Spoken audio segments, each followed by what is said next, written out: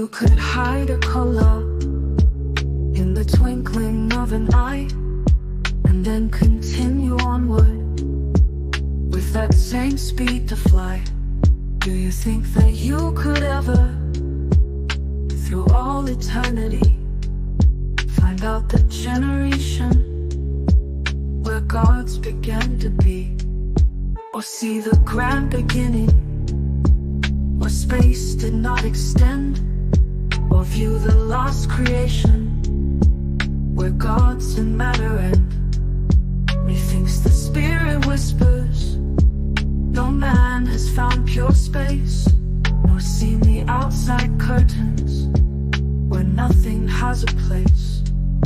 The works of God continue, and worlds and lives abound.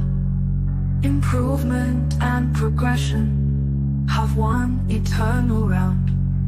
There is no end to matter, there is no end to space, there is no end to spirit, there is no end to race, there is no end to virtue, there is no end to might, there is no end to wisdom, there is no end to light, there is no end to union, there is no end to youth, there is no end to priesthood, there is no end to truth.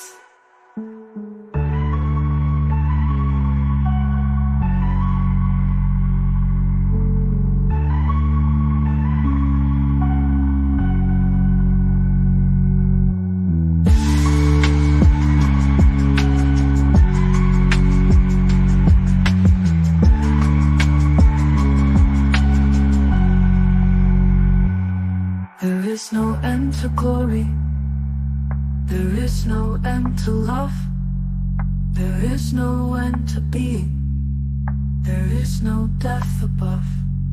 There is no end to glory, there is no end to love, there is no end to being, there is no death above. It's monthly Mormon Mondays. It's time for the secret handshake. Tune in and reach through the veil. It's time for monthly Mormon Monday.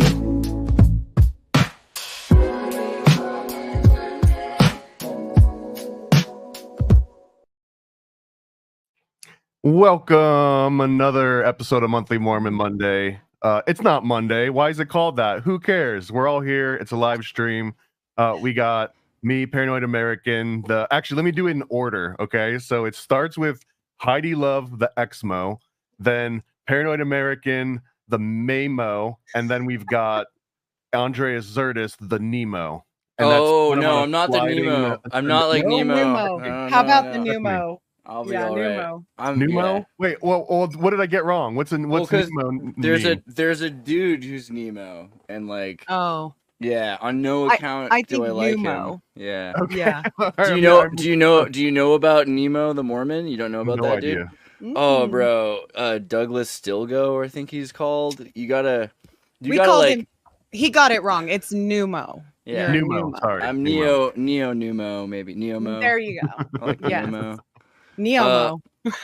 You gotta at some point look at like Nemo the Mormon though, because he's like check it out. He's on the wave of being like an anti-Mormon, but like he's a member still. Like he just is. I don't know. There's a whole thing, but he just seems to trash the church a lot. So I wouldn't really want to be associated with Nemo. Yeah. I mean, some of us. You wouldn't want to be no, just kidding. That metric, right? No, I like Heidi. Heidi's adorable.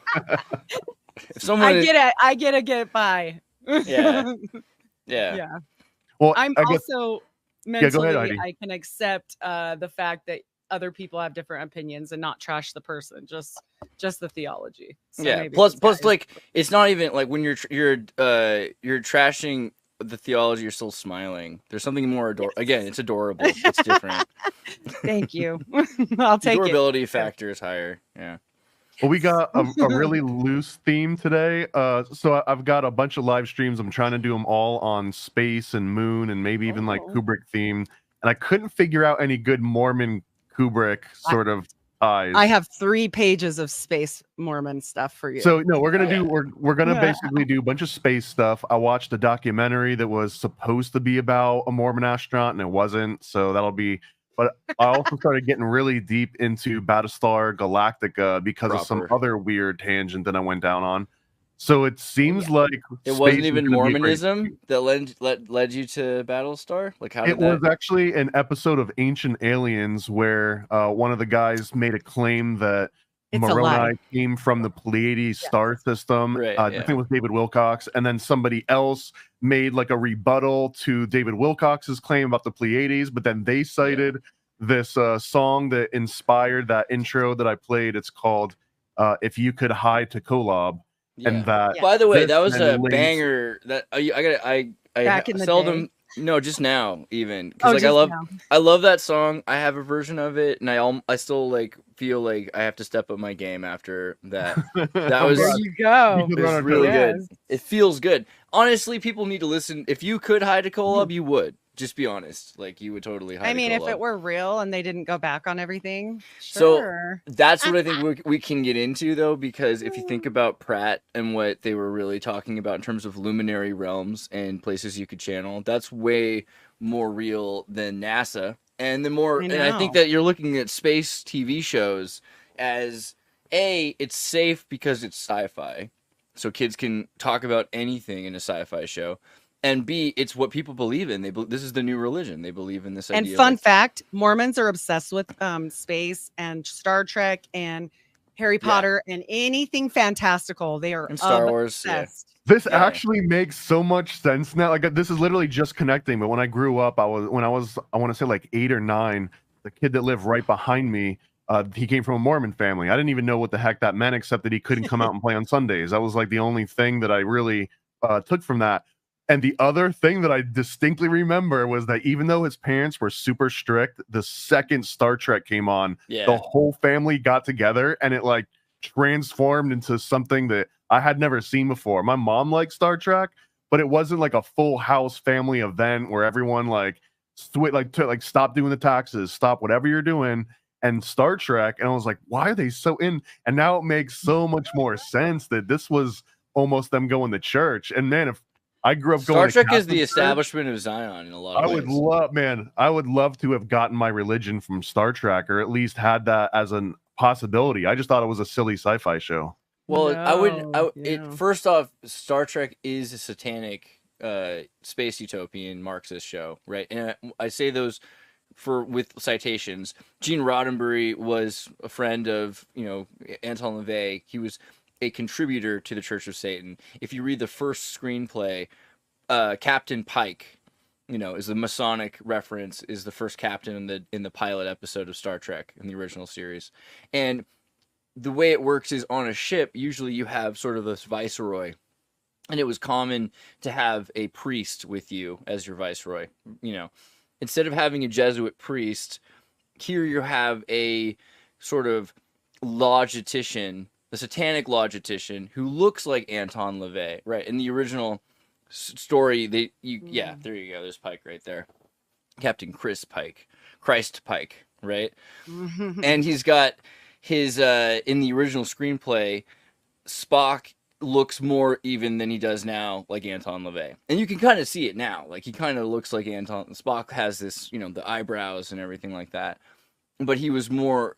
But you can kind of like put Spock and Anton LaVey next to each other, and you can see the original plan was to have him be originally like he was supposed to be more bald. It's all the eyebrows. It's 100% the eyebrows. Eyebrows.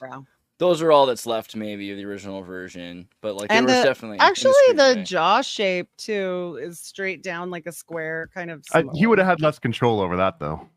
Yeah, true. The nose. Okay, yeah, I see a bunch of different similarities. Yep.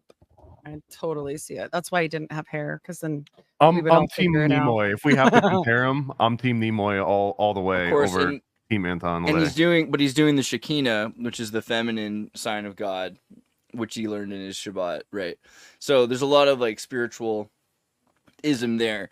But Gene Roddenberry wanted rules. He said that first off, we're in a post-scarcity civilization. There's less lying. These soap operas are all about misinformation and miscommunication and like the drama that goes on with that. He had rules against things like that. And all of his writers had problems with it because they're like, how am I supposed to make a show that doesn't do these things? Like, we'll do it. Like, make a show that's about pure communication where people have solutions to things, figure out how to make it interesting anyway. And so for a lot of people, I think Star Trek is their idea of a utopia, but the problem is it's just a romanticized fascist space future, because you still have lots of scarcity, you still have lots of disparity. It's not equalized. The military, everyone's trying to get into the military, and so it's really not that different than Starship Troopers. It's just that in Starship Troopers, they cut outside of the propaganda and you get to kind of experience their real lives more. Star Trek is just pure propaganda. And so you constantly feel like they're the good guys. The NSA is boldly, knowing what no one's known before while secretly hiding out from people that haven't quite achieved clearance. And that this is just like a social normative, right, for their entire society. Like billions of people in one secret agency. I agree with that wholeheartedly. I guess I never really realized that, and if we're comparing it to Battlestar Galactica, in Star Trek, the hope is in the Enterprise, it's in the system, it's in the state. That's where you put your hope. But in Battlestar Galactica, the hope is this thing that you're constantly searching for. I guess Earth, right? But it's really, Earth kind of stands for something that you can't prove ever exists, which makes it weird because you're trying to find your way to this thing that if you find it, the hope goes away, That's specifically only in the new Battlestar Galactica, like the second series, right? It's not untrue. It's just that there's more to it than that. I would say that Battlestar Galactica is very much about Mormonism, and it's rather Brighamist Mormonism. But it's the idea that everything in the universe, like Chris Pratt said, like there are more gods than there are molecules or atoms in the universe. Nothing is made in vain, right, Xirtus? Right. Nothing is made in vain. This quote. I got this quote from this Brigham quote too. The Brigham quote says, "How many gods there are, I do not know, but there was never a time when there were not gods and worlds, and men were not passing through the same ordeals that we are now passing through. That course has been from all eternity, and it is and will be to all eternity." And they summarize it better in that video that you sent me from Battlestar Galactica, and he basically just says like everything that ever has been will be again, or something to that. Like Right. They were very influenced, I believe, by Swedenborg. I do believe Joseph Smith read Swedenborg. I think it's reasonable. But it also like the idea of just universally that idea of cosmically intelligences preceding material, and that there's so much capacity for intelligence that every piece of material has the capacity to form into intelligence. That's playing into the idea that Cylons, these like machines, they're going through apotheosis too. So we're in this big thing where we're wondering about where our origin story is, which plays into Star Trek as well, like why Star Trek has this progenitor race that's created all of it, and why everyone looks the same except with different ears. That's all because we're star-seeded, according to Star Trek. And it's similarly in the the Battlestar Galactica thing. You have Kobol instead of Kolob, but that's basically the main difference. And then you have a dozen or so Zodiac arranged, kind of related to the Romanized pantheon. And each one of them has a different culture, and they're nuanced. And it's kind of the same way that the humans have different tribes. We have 12 tribes and maybe a 13th lost tribe. So there's a lot of that, and everyone's trying to reach it a different way. Some humans or some civilizations are more materialistic, and they are measuring the experience of spirit, right? What's a paranoid American? I mean, that made me laugh. Sorry. Isn't that like most? It's just like most unmedicated. I actually realize, and people have called me out a few times, that I'm probably the least like paranoid person that they know. Although that only speaks to the small crew that I'm starting to run with. That if I'm the least paranoid person, anyway. Melissa also made a really great point in here that I wanted to pull back up. That it's no longer necessary to be Mormon to believe where science meets spirituality, which is kind of, I mean, I identify with that statement not because I'm Mormon, but because Mormonism is the newest sort of religion, and America, if you believe in space, is the country Scientology that we kind of discovered, you know, space in a very practical way. So how else would you not have a religion that fully embraces sci-fi and space travel? Because almost no other religion that I'm aware of, okay, Raelism and Scientology and Mormonism, but like anything that wasn't created within the last couple centuries, none of them really embrace like modern sci-fi the same way that Mormonism really could. But now you've got more, so Mormonism might be becoming old. Like if you make more new religions, it loses some of that novelty.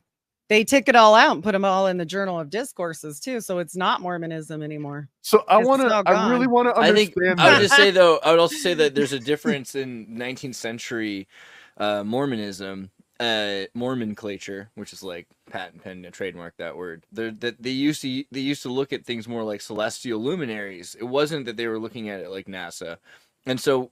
In the 20th century, because science is a thing that is being taught, and Mormonism goes very strongly with the let's go with the flow of society. And they say, sure, evolution, let's figure out how to make it work. Sure, science, let's figure out how to make it work. And they don't even wait for it to completely make sense. They're just like, okay, well, if everyone's going with it, fine. We'll just like we don't, it doesn't really affect us enough to care to fight against it. So we'll just try to like figure out how that could fit into the paradigm without it being like super doctrinal, because it's just the Catholic Church didn't do that. And they just don't want to be like what the Catholic Church did, because the Catholic Church stopped people from talking about these things. And there were really interesting, like we talked earlier about Teilhard Chardin, like the many Jesuits that were working in science, that advanced science, they were forbidden a lot of the time by their own church. I don't know. Mormons are pretty fussy about talking about Kolob now. Like the mainstream people are like, that is not something we're discussing. And well, that's true, but I think also that's a whole other bummer. That's a whole other bummer. Like the what's going on with like Russell P. Nelson telling people not to look into the esoteric and not to discuss like the more esoteric things. Even as a kid, I was told you do not do astrology. You do not look into this stuff. And I'm old, remember?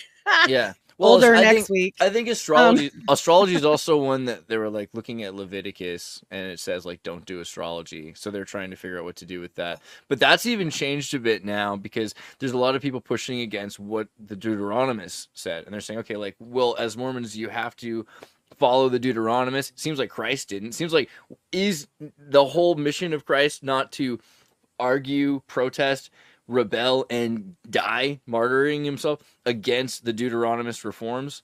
And then also Paul, because then the Catholics say everything, you know, even the Protestants, they like follow everything Paul does. Do we have to? There's no tenet that says you have to follow any of those rules. So it's kind of more open in a lot of ways. I think though people they're scared of talking about Kolob because it is a luminary thing that is beyond, you know, some like sci-fi movie. It is probably more real in an Exorcist kind of way than it is like a NASA kind of way. I mean, the idea of like reaching a realm and having frequencies that we experience, that seems like a very true esoteric thing. And I feel like that's also the point in Battlestar Galactica. You get these spirits that these robots are channeling, and they're finding ways of getting that energy into themselves that's already pre-existing. So like the idea of finding on Earth, he thinks it's a lie at first because he doesn't know for a fact that it exists, but like divine synchronicities in the universe either manifest it or lead them towards where it really exists, because all of potential. Because where are they in space? They're in all potential, right? They are on the moon. They're 6-foot Quakers. With Quakers, you know? Yeah. I was gonna say. Wait, what? You know about that, and right? on the sun. And on the sun. On the moon, there are 6-foot tall that. Quakers. On the They're moon, gonna have a fun completely. chat. This is completely reasonable, though. That's like the least weird thing. Okay. Has this been retconned yet? No, this is real. This is like real. Yeah. So Well, it's not in the Book of Mormon, but I think he Mormons. says it. He doesn't. Where does he say it again? It's So like I think he in the talked- women's magazine, like it's in the women's Yes, journal. Eliza Snow actually made that song High Kolob because of this talk that Joseph Smith gave them about the Quakers on the moon that live 1,000 years and they're 6 feet tall and they dress like the Quakers. Yes. Yeah. Joseph Smith and the moon. No, I'm not how did I not playing. know about this? This is How did you exactly not? what I was- What? Moon Quakers. And Did Joseph also Smith teach that men who look like Quakers live on the moon? Possibly. Yes. The source comes from 1881, who heard it from Philo Dibble, which is one of my favorite names I've heard now. Apparently recalled from 40 years earlier. So this is literally a story of a story of a story of someone that remembered it from 40 years before they told there's it. more than one account. There's also more than one account, including Well, Brigham himself. So There's in the Journal of Discourses, page. I feel like there's got to Discourses, be a kernel. 13. There's at least a kernel, which I agree with Heidi. There's at least a kernel of truth to this story having occurred. It might have been a little different than this, and like you know, it might have been that there was like a reference made that like they're as tall as Quakers, or like that maybe they congregate like Quakers. They were or something. 6 feet tall and dressed like Quakers. They But lived I could 1,000 also, years. but Heidi, I could also imagine 100 women this at was the in the Women's Journal of Relief Discourses. Society completely confusing this somehow. This I is could also see actually that. a quote from Brigham Young that there are moon inhabitants and sun inhabitants, and that Adam and Eve came from the sun, and millions of inhabitants dwell there. And they were cast out after they sinned. And this is Journal of Discourses, the 13th one, page 271. And I have multiple other quotes about this stuff. It's wild. Yeah, we got, according to sunstone.org, Joseph Smith in his first presidency once taught Adam and Eve were transplanted from another planet, but later rejected That's a this different idea. guy. Okay. Yeah, that's a different. This Joseph Fielding Smith is not Joseph Smith. It gets confusing, but it's not the same guy. But yes, same. However, Brigham Fielding, Young. yeah, and then there's Fielding Smith versus F. Smith, which is for Fielding.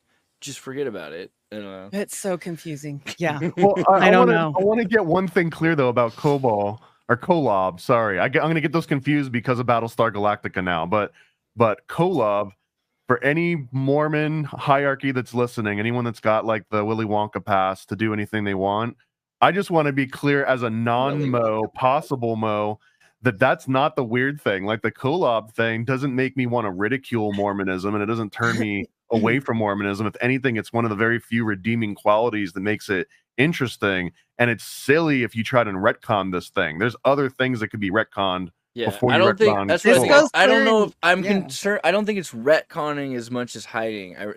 There's a lot of people that just don't want to talk about their secrets. By the way, this is a photograph of Quakers on the moon. This is and there is they made them just from 1881 that photo. They said that actually. they were actually normal looking and only 6 feet tall because I guess people were short then or something. But this goes clear into almost the 2000s where they're still talking about Kolob, to your point. Yeah. Even Neil A. Maxwell says we are not alone. Many inhabited places. This is a universe of order in which Kolob is set nigh. And there's a whole bunch of quotes I have about Kolob, but it didn't die out like early on. I remember Kolob teachings like in school, in my primary school and seminary as well, which I took 4 years of seminary, graduated from it. Like I remember this, and they took it away. And so I just think it's weird that they did that. Yeah, I mean, they don't. I feel like they just don't want people to know about like certain aspects of it. But I don't think that they're saying that they don't believe it anymore, which is actually kind of more weird. So to say that there's no guarantee of moon Quakers or something like that, right when also the weirdest of societies talking about the moon being a base of 12 different alien, like this is literally outside of Mormonism. Just this week and everything we've been talking about. What are the different like species of aliens that they say live on the moon? We just had like a picture up. No, just Quakers. They just say Quakers. No, they're supposed to be. Let me just find this thing. They don't do the actual. There's the Greys, the Nordics, the Reptilians, the Arcturians, the Mantids, the Syrians, Anunnaki, the Andromedans, the Lyrians, the Orions. No, not Pleiadians, right? I don't know. No, Pleiadians are the Nordics, basically. Oh, there you go. So the idea that there's like supposed to be a bunch of different aliens, very similar to Battlestar Galactica. There's some more Quakers on the moon. They do say stars. Every star is a celestial planet, and that these planets all have millions of people on them. And this is yeah, this is like multiple comments about from all the different apostles, including Cowdery. You mentioned Pratt. We've got multiple Metaphysically, comments. Pratt's physically correct in saying that the amount of mass that exists. I mean, unless we're talking about created and destroyed mass in space-time foam or something. The universe has a certain amount of mass that is not created or destroyed but changed. So that is the same thing. I mean, that is the same thing as prototypical Mormonism. That everything is constantly being shifted into things, and also this idea of apotheosis, that consciousness is working together to collectivize and become more intelligent, and to know and use memory to move forward and predict. That's Mormonism. It seems like even Cowdery, one of Joseph's closest cousins and helper of actually with the Book of Mormon early on. And Cowdery even says it is a pleasing thing to let the mind stretch to contemplate all the planets, the moon, the stars, and all the revolutions are inhabited by intelligent beings. This was published in the Evening and Morning Star in 1833. So they talk about this openly. Yeah. So the difference also, when people talk about the Quakers, right? Like Quaker just sounds like a guy with a funny hat, but like the Quaker society is, and this is something that the church, the Jesus Christ of Latter-day Saints picks up on. They don't necessarily have a pope or like a priest guy who talks and does his sermon from the pulpit. Instead, they have a bunch of people that can come and stand there from the podium, that everyone can choose to come and stand there. It's not quite without hierarchy, but the Quakers are completely without hierarchy. So in a Quaker church, it's just a big room. Someone stands up when they feel like saying something, and then they sit down. Yes. A kid will stand anybody up could do it. A child can do it. Who locks the doors? Good question. I don't actually know. My dad was the key, because there is a janitor. No, I know the there question. There's multiple people with the key, and all of the higher ups have them that have offices, and the janitor. There's like a janitor that also would have the key. Yeah, so I feel like Quaker, like the architecture of their civilization or their society, like that's something that's probably, I can imagine on the moon that they're hanging out like Quakers. Because if you had a utopian civilization, you probably can't have too much of a hierarchy at that point. Speaking of societies, how about the 10 lost tribes that flew from the North Pole out into space when the Earth broke apart? How about that one? Who do you think they are? The Gemini or no? The 10 lost aliens? Tribes. Because this is real. What if what if all of these different tribes are related to different? Because they're different gods or angel races that are in.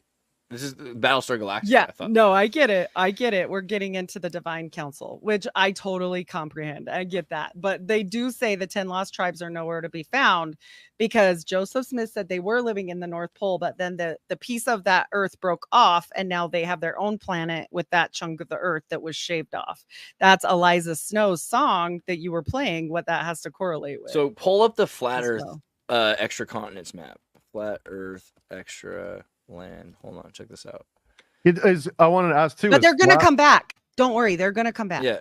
Can flat Earth be? Can that work with Mormonism? 100%. It actually solves all the problems because then I don't know though. They always talk about look at the broken off. Yeah, because we're in a snow globe. But look at the broken off continents. That doesn't that exactly describe this idea that there's land masses that have broken off that have been pushed off beyond the ice wall? Here's the old moon. I just pointed it on my screen. That's embarrassing. That's where they fell live. Off the edge. That's what yes, happened. They did. They did. Yeah, bro. Way to go. Yes, that guy. Way to go. Well, because it's supposed because that you're still supposed to be in a snow globe at that point, right? True that. I do believe in that part. Yeah. Right. And so, but yeah, that's where they went. Just in case anybody was curious. Which would make sense why it's a big cover not to talk about Cobol, because it's like and so much also. Well, because in the temple ceremony, which I'm pretty sure nobody wants revealed, but Lucifer and Elohim actually have a conversation about what they're doing. And when Adam fell and got the knowledge, he said, "What are you doing?" And he says, "I have been doing that which has been done in other worlds." And that's part of the creation story. So that's just part of the temple ceremony that most people won't talk about. But also, me. Season 2 of the first Battlestar Galactica, where they meet like the weird angel guy who is like Mr. Mistopheles and the Prince of Darkness and all that. Ibis, right? Ibis. Is that right? Which the bird. all of the OG Battlestar Galactica goes so hard into, you know, ancient Egyptian mythology. Everything. That, like, even when it first starts out, I started watching like the original series. I'm so like, it's over my head. I'm just like figuring it out. But it revolves around this card game called Pyramid. They are playing with these like hexagonal tiles, but literally every tiny little detail in a Kubrickian way, right? Like everything was meticulously added to be about Mormonism or ancient Egyptian, you know, symbolism or something very specific. It wasn't arbitrary. Right. And that's also interesting that it's like so Egyptian because he's focusing on the Book of Abraham, and that they switched it from Kolob to Kobal. Yeah, I find that kind of funny because like he really wanted to focus right there. Yep. But I think again with the people were obsessed with space, so Cruise. Not Tom Cruise. We don't abandon our children. Sorry. Yeah. Yep. It just wouldn't work. Families are forever. Sometimes to a fault, they don't abandon their own Those children. cults don't last. Families are forever. Yeah, we don't do that game. But I still think that the space thing, you know, that's the metaphor. That's what they're saying. Like, look, this is the part that we can approach people with, and then they'll accept that. But there's something more mystical about Kobal in the sense that you're thinking about a thing that might even just be like right here, but it's projected above you. So you're going to a space in your mind, right? In your being. And that's what they kind of describe in the Book of Abraham, that there's like 3 levels to get to. I think it's funny that he didn't ever realize that it wasn't Egyptian and that it was completely Enochian. Like, it makes me giggle so bad because why didn't he know about John Dee? He should have. His brother went to Dartmouth. I wonder if he just didn't want people to know. Again, with like, I think they just don't want people to know about things, so they don't say things. I think you have to have the past, like Thomas said. You have to have the second anointing to know about these things. Maybe. Plus, maybe I don't know how popular John Dee was or what people thought of John. Oh no, not popular, not popular because he was totally ostracized by King James. What do Mormons use for a Bible? The King James Bible. So possibly that trying to push away. Yeah. Probably not a good idea. I almost wish that the remake of Battlestar Galactica had leaned even harder into Mormonism. I wish they all had suits with tags, like little tags. I think it kind of does. If you think about like the persecution, the Mormon Wars is really what the series is about in a sense, because they lose Nauvoo. And they don't know for sure that Salt Lake City exists. And they're going there. By the way, happy belated Pioneer Day. And they're going there on their way.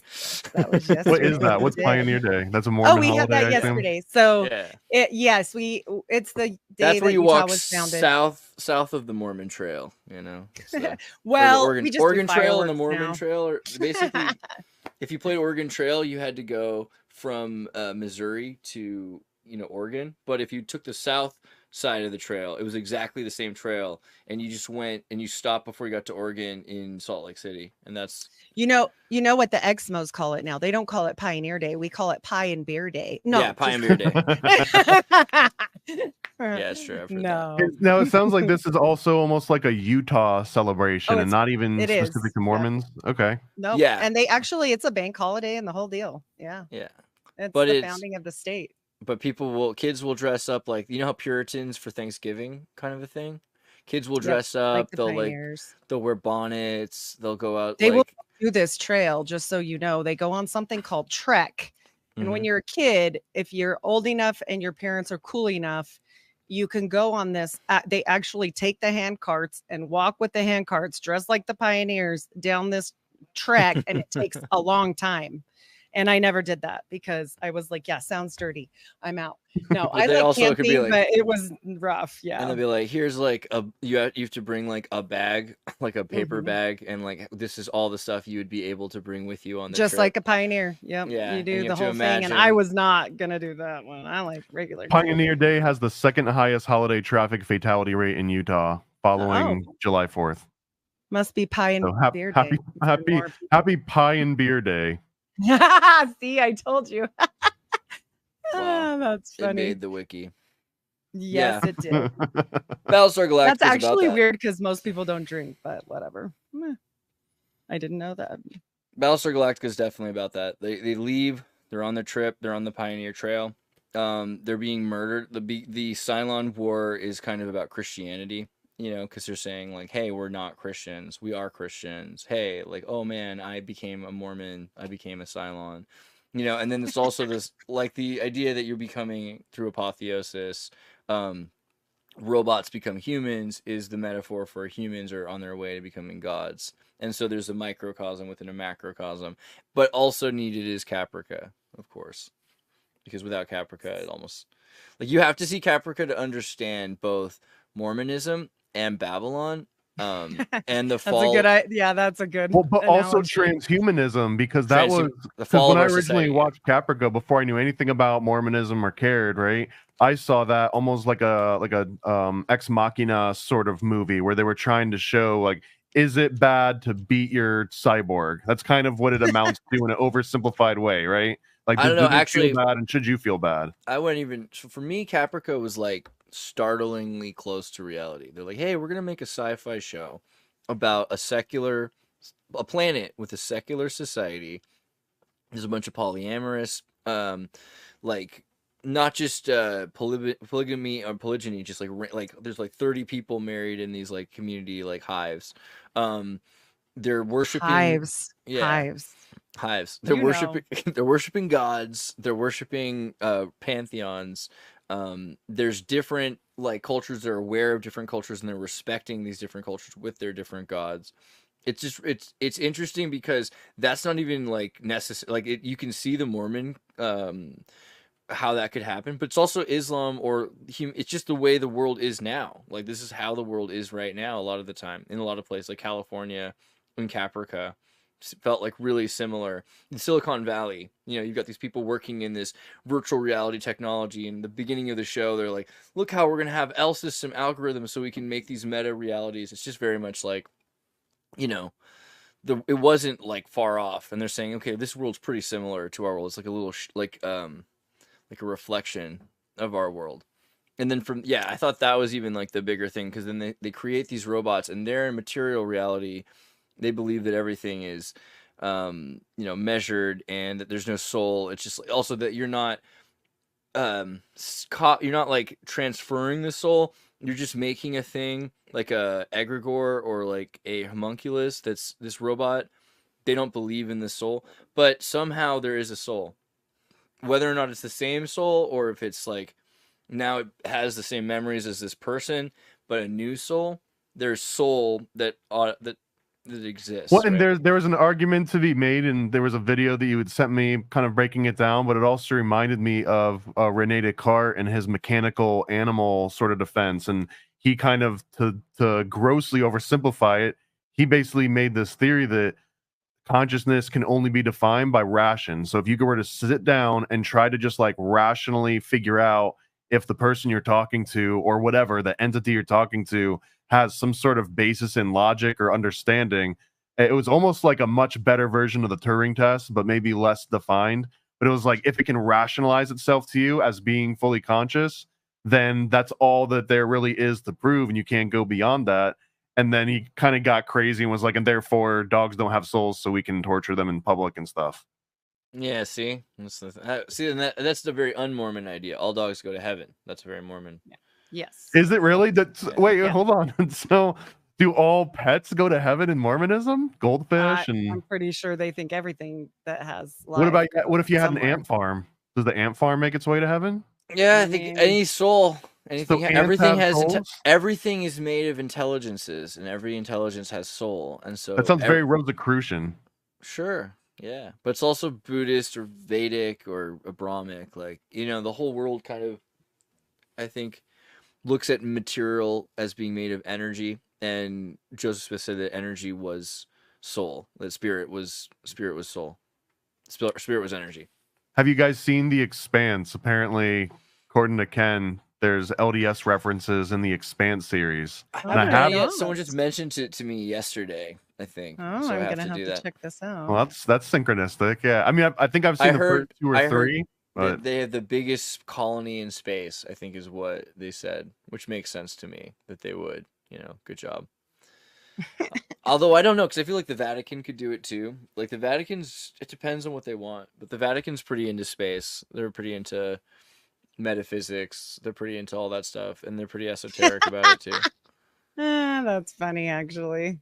Don't do that. Don't give Mormons If rum he and coke. accidentally did it, then it's okay. That's two things that they're not allowed to have. How do you accidentally give a Mormon two things they're not supposed to have? I think they're allowed They to can have Coca-Cola now. They can have Yeah. Coke. I keep trying to tell how much did everybody. that cost Coca-Cola to get that one passed? I think that was Mitt Romney. It's never been banned. People just misunderstand the word of wisdom, and the word of wisdom is about. It used to be hot drinks, except so for hot even cocoa. But they changed that. I monsters. basically think this is what happened. Is Joseph Smith had a lot of meetings, and I think his wife was sick and tired of him spitting on her floor and having to serve coffee. That's it.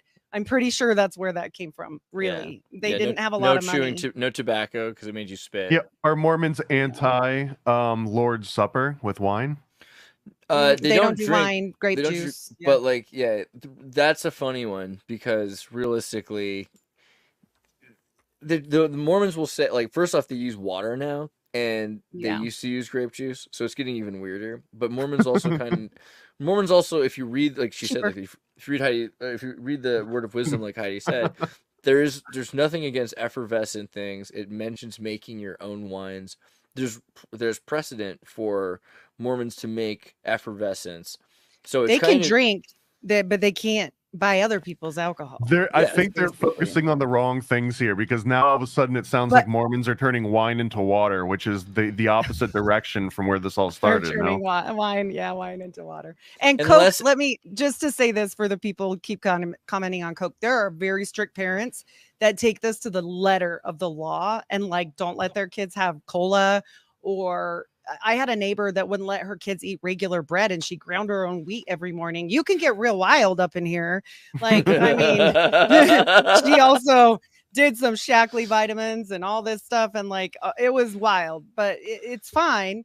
They were very into health, and it's very health conscious. And I'm not saying that that's a terrible thing, but that's also been changed a lot over the years, which I think is not a good thing. Now they're adding cream to their sodas, and it's terrible. First of all, it's disgusting. Second of all, they're $8 a soda. Yeah, like it's gross. It's all bad. The ice cream parlors for soda pop is really strange. It's a weird terrible idea. But like, you know, I think it was 2023 when Brigham Young University, on the anniversary of Joseph Smith's first miracle, Brigham Young University started putting soda machines all over their campus. You know what's crazy is that they turned water into soda. Mormonism only predates Coca-Cola by 50 years, which is kind of an interesting little, you know, like these two massive American sort of foundations of culture. You know why they outlawed it then? It had cocaine in it. Yeah, that's why. That's what I was wondering, is that it was cocaine infused Coca-Cola ever kosher for Mormon? Is there a word for a Mormon kosher? No. But like, so I can say kosher, and that makes sense.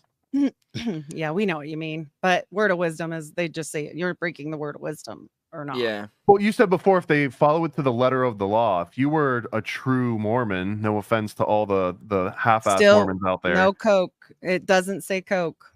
Yeah. Although there's no rule, like if you're a Mormon missionary in the 1920s. Pull up the word of wisdom. There's only 12 of them, I think. If you were a Mormon missionary in the 1920s and you were in the Bolivian mountains and you were chewing coca leaves to like climb the mountains and not die of oxygen deprivation, pretty sure they weren't going to be upset at you. And it's also probably reasonable to think that ancient, people continued to use those plants at that time as well. Okay, well here's the definitive list, so we don't have to guess at it.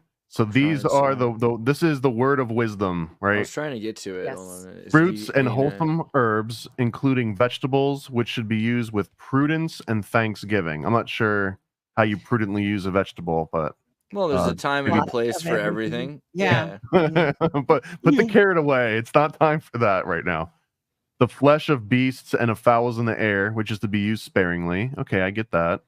Grains such as wheat, rice, and oats, which are the staff of life. So Heidi, when you said you knew someone that I'm allergic to rice and oats. Yeah, I'm screwed. So you're stuck with just wheat. So God help you if you also have a gluten sort of issue, right? Yep.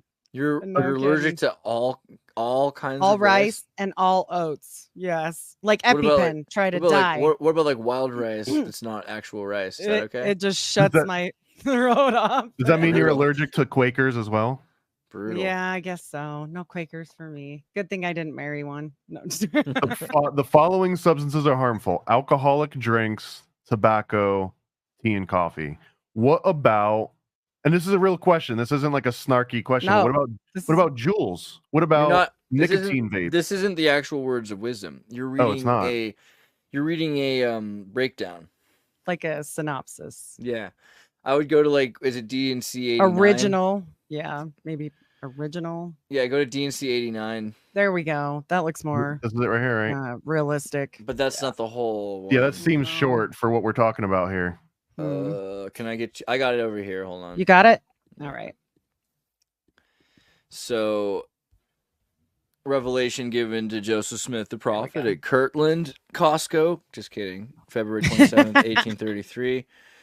The use of wine. This is where that's where it's saying it's going to be broken down. A word of wisdom for the benefit of the council of high priests assembled in Kirtland and the church, also the saints of Zion.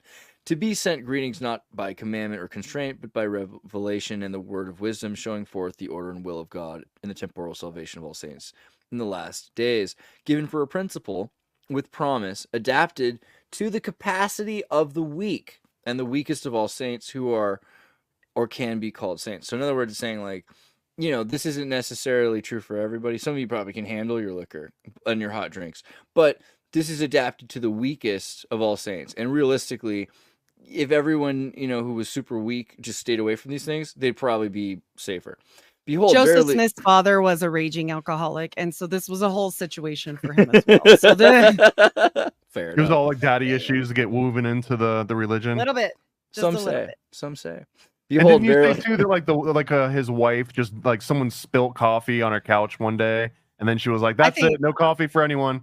It was very expensive back then, and I think they just didn't have the money to be serving it as many times as they met through the week. That's You know, pretty what's the fair. first thing It you was a see way on to save money. fashion shows? Would you like That- some coffee? Would That's you brilliant. like some tea? Yeah, That's like brilliant. of course, you know It what could I mean. be. It could be. Yeah. I mean, the tobacco spitting makes perfect sense to me. Like, stop Yeah, people. that's from actually a well-known church fact, under the table fact, that all the old Mormons say that it was Emma because of the spitting, and it was Yeah. disgusting. So does that mean that Mormons could use Juul vape pods then? Because that's not really tobacco. They it's I just think asked- Emma like- wouldn't they have been had- as mad. they have a living revelation kind of thing. So today they're like, we don't really want to like promote that. And so they say, we're not going to say that that's okay because we're not going to promote that. They're not really like, they don't really They're want kind of people to do against that. anything Yeah. bad for your body Yeah. ish, except Yeah. sugar. They love the sugar. It's kind of a nice boon for them that not smoking meant like people live 20 extra years and they can keep paying tithing 20 extra years. Yeah. What about GMOs? The I I Mormons have mean, those- how do you avoid it? But they would say grow your own food if you could. Honestly, Yeah. they're pretty funny about that. Yeah. Monsanto seeds? That'll come in here too. Behold, verily, thus said the Lord to you, in the consequence of evil and designs which do and will exist in the hearts of conspiring men in the last days. I think that's GMOs. I have warned you and beforewarned you by giving unto you the word of wisdom by revelation, that insomuch as any man drinketh wine or strong drink among you, behold, it is not good. Neither meat in the sight of your Father, only in assembling yourselves together to offer up your sacraments before him. So kind of like, it almost sounds like if you're going to drink, do it like socially during a ritual. That's kind of when we should do it, which is kind of a Catholic idea anyway. And behold, this should be wine, yea, pure wine of the grape of the vine of your own make. And so here people will say, okay, cool, organic wine. But no, LDS missionaries who are 17 to 18 years old are taught to tell you, no, pure wine means pure grape juice. Which at 6 years old, I couldn't help but laugh because it's not true, But hey, that's okay because otherwise I'm cool with it. The word of wisdom itself is fine. And again, strong drinks are not for the belly, but for the washing of your bodies. Well, guess what? Also weirdly true, like rubbing alcohol. And if you look into the history of vodka, it was literally used to kill parasites. It wasn't supposed to be like something you drank until cocktails during the Prohibition, where they're like, we need the hardest drink possible that we can transport, and then we'll just mix it with some juice. So Interesting. And again, tobacco is not for the body, neither for the belly, and is not good for man. But it is an herb for bruises and for all sick cattle to be used with judgment and skill. So in other words, like you take a giant 30-inch tobacco leaf and you wrap a wound in it, and it does amazing things. Like he's also very concerned about herbs and different things. Why he's very specific is because his brother died of an accidental overdose being treated for constipation. So this is all like very seriously related to his life. And I think his brother might have had Crohn's disease. But you look into some of these herbs that kill people. It's kind of funny. Vegetarians like are talking about how safe being a vegetarian. I mean, most of the drugs and most of the most dangerous things are not licking frogs' butts, bro. They're mushrooms and herbs. So you should be careful about like opium and all these like drugs that exist in nature. And at the time, like we were going into the West, we didn't even know like what we were gonna find yet. And there were like crazy things, and people were in the process of creating, synthetic versions of drugs. And that was the peak time. I mean, people don't even realize how much of civilization was lost in the late 19th century because of drugs. It was just crazy. Funny enough, the Mormon Church's shareholdings are really involved in pharmaceuticals. True that. Anyway. That's kind of like an interesting point when talking about like vaping and amphetamines, caffeine, and all these other things is, how much do they feel about, like, they're definitely all about taking care of the body and organics, but they're also keen on transhumanism. They're interested. And they like the pharmaceuticals, and like we have a huge overdose. We are like one of the highest overdose per capita on pharmaceutical drugs, like real, but they won't allow weed here. We're still one of the places where you will go to jail if you smoke a joint. See, I don't know why I'm not here. It almost sounds like Mormons are pro Rockefeller medical. Well, the church in Utah, which makes money off all of that, certainly is.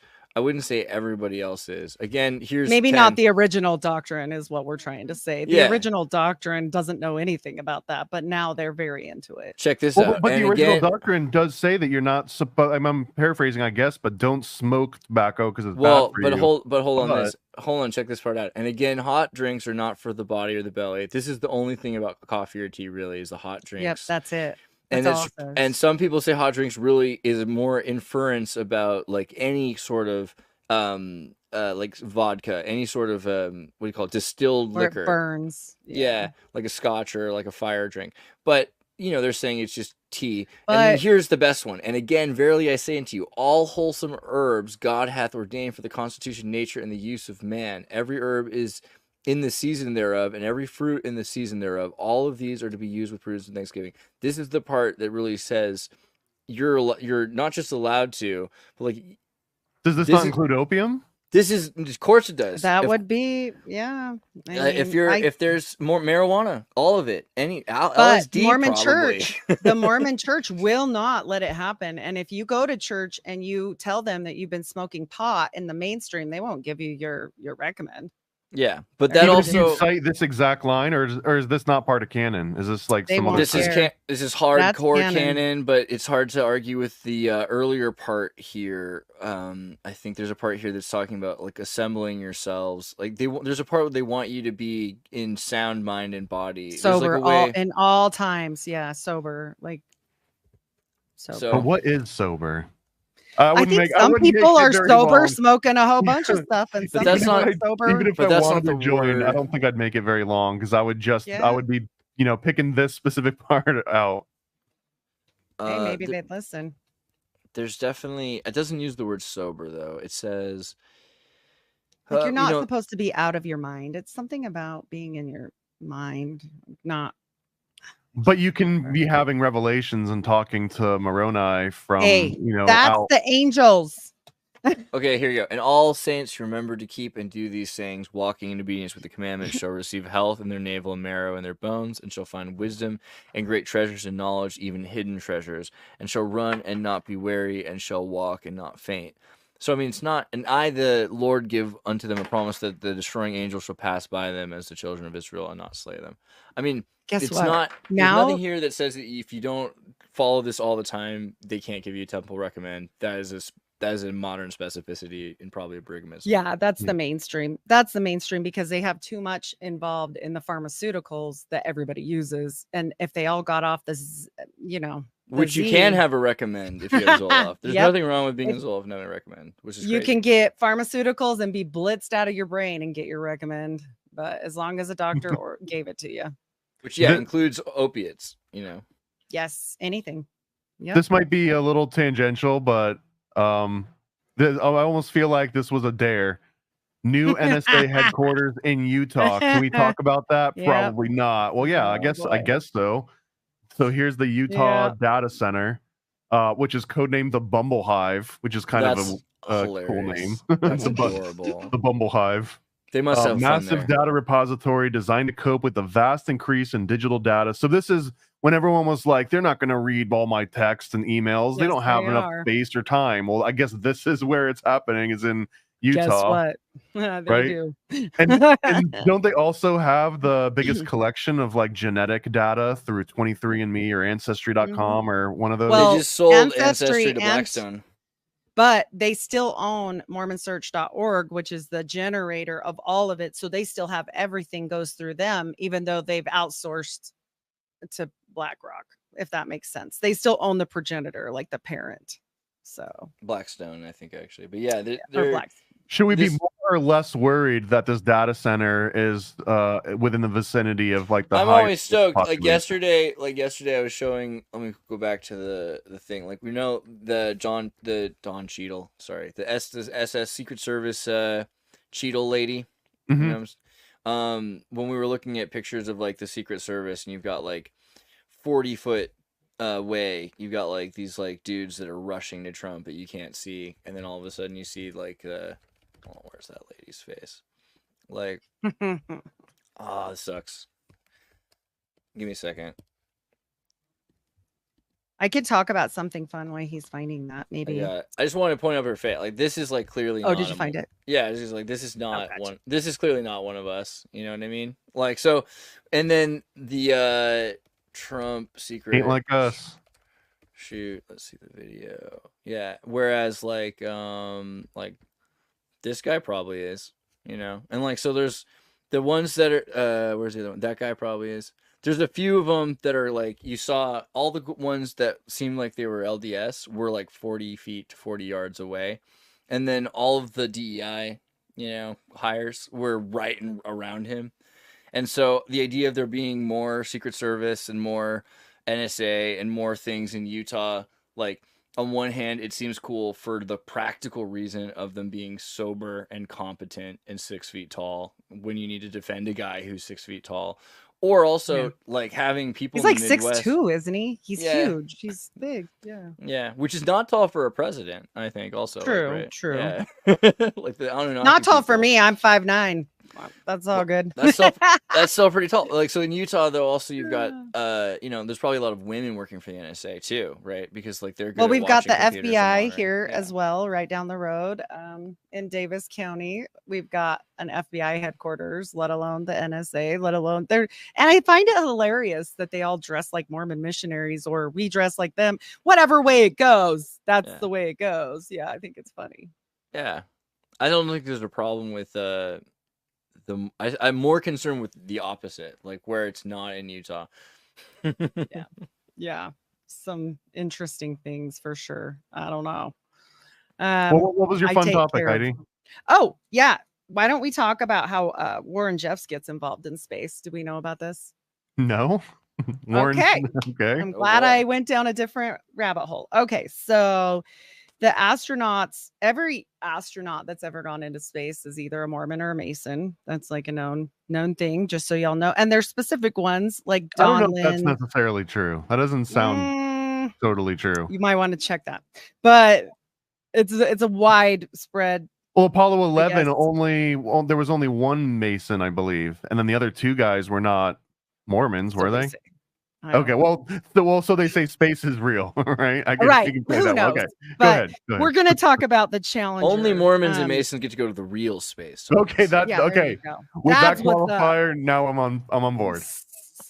So the rest of them go to the Capricorn 1 studio. Yeah. There's 4 different connections of Mormons to the Challenger space disaster, and these go back to Warren Jeffs. And there was this manager of the space shuttle, and he was a Mormon, the NASA administrator during this time, James Fletcher, and he was a Mormon. So he actually sent out, yes, the contract to build the O-rings to these for a very famous company here in Utah called Thiokol. People will recognize this, but Thiokol actually didn't get the adherent from themselves. They didn't manufacture the adherent. They actual company that made the adherent was the company directly under Warren Jeffs, and that is the piece that actually had the failure. And Fletcher gave them a warning and said, and that place was called Hydropack, ran by Warren Jeffs. And he told them, do not send this shuttle up. It will explode. Quote, it will explode. There is a problem with this adherent. This literally is anyway. the plot for Capricorn 1, by the way. That is the plot. Yep. So here it is. Yep. All back to Warren Jeffs, one of our sponsors. So I didn't even realize Capricorn 1 is also a Mormon movie. There you go. And you didn't say it, so I had to, and I laugh every time. It's not as funny.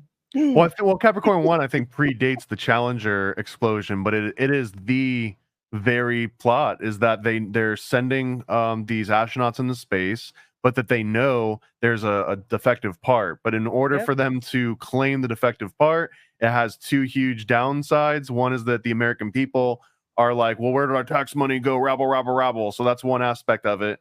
And then the other one was that they didn't want to lose profits for their partner who had made the O-ring. They don't mention O-rings, but it's like a piece.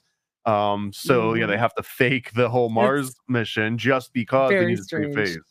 And you know, we've seen these people from the Challenger that are still alive. Like they have a lot of conspiracy on that one, whether people were even on that. That one still blows my mind. I want to be so skeptical of that, and I hate being persuaded by just images alone, and that's like 90% of that Challenger theory. But man, there's a video with the woman. There's a straight video where they're trying to get her to talk. What do you think, Andreas? Real or fake? The Challenger doubles.